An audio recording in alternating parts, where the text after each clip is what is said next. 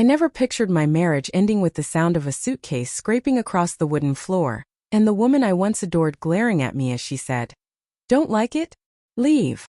Her name was Claire.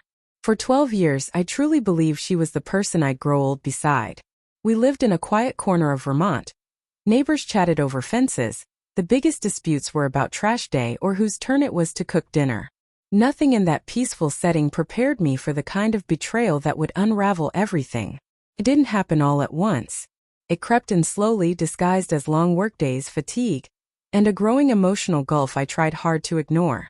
She stopped laughing as much, seemed reluctant to spend time at home, held her phone as if it were a lifeline. She wasn't cruel, just missing in spirit. I told myself she was overwhelmed, tired, going through a phase. I kept giving her grace, hoping it would fix what was slipping. But grace doesn't undo disloyalty. Then the truth arrived one ordinary morning. Claire stood in the hallway, dressed in something unfamiliar, hair perfectly styled, a suitcase already waiting by the door. She looked thrilled. Far too thrilled for a weekend she claimed was just a getaway with friends. I was in the kitchen with my coffee when she said she was heading out. "You're leaving now?" I asked. She gave me a smirk instead of a smile. The kind people wear when they think they've gotten away with something. 3 days, she said. Just a short trip. Don't worry about it.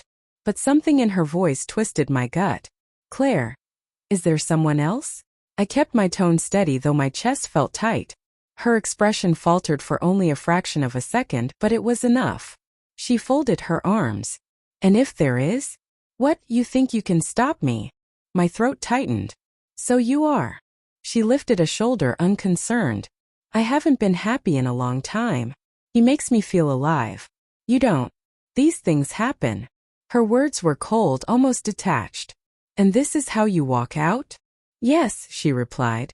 If it bothers you, you can leave. That's up to you.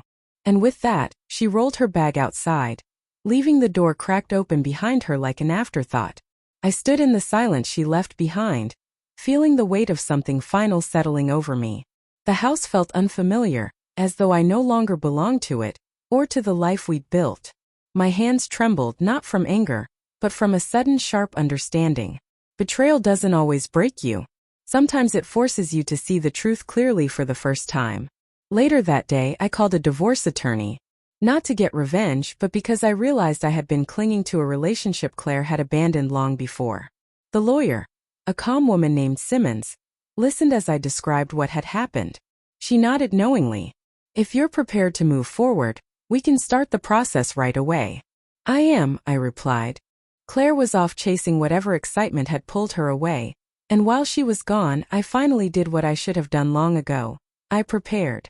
I gathered her things carefully, placing everything into tidy boxes. I folded her clothes, set her jewelry aside, even packed the candles and books she loved. Nothing was broken, nothing thrown away. I wasn't acting out of anger. I was simply removing her presence from my home with the same precision she used when she slowly removed herself from our marriage. When the divorce papers were ready, I set them on the dining table and waited. On the third night, the door opened. Claire stepped inside, glowing with confidence, wearing the kind of smile someone uses when they believe they still hold all the power. But the moment her eyes fell on me, sitting quietly, the boxes lined up beside me, the documents laid out, her smile faltered. What is this?" she asked, her voice trembling. I rose from my chair and looked straight at her. The boxes. The papers. Everything laid bare. "Leave," I said, steady and calm. The color drained from her face. The smugness she'd worn earlier evaporated, replaced by disbelief. She opened her mouth, no words came, then tried again, grasping for any line, any excuse, any manipulation that might give her back the upper hand. But nothing worked now. You can't," she whispered. "I already did," I replied. "Whatever you thought you were walking away for, it's gone. Your place here, your things, the illusion of control you held. Sign and go. We're done." For the first time, the house felt like it was mine again. The living room, the kitchen, the halls. Everything seemed to breathe with a sense of ownership I hadn't felt in years. She had expected scenes, arguments, desperation. Instead, she found calm resolve. Claire walked to the table with shaking hands, signed the papers, and let the pen slip from her fingers. "That's it?"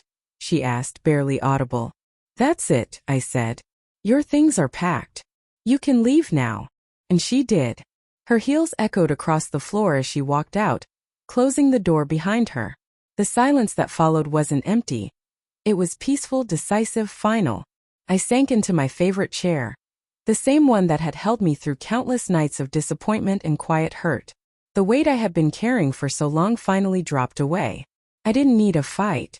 I didn't need revenge. I only needed certainty, and at last I had it. Those who choose to walk away will always find the door. Those worth keeping will never make you beg. In that quiet moment, I realized I wasn't just alone, I was free.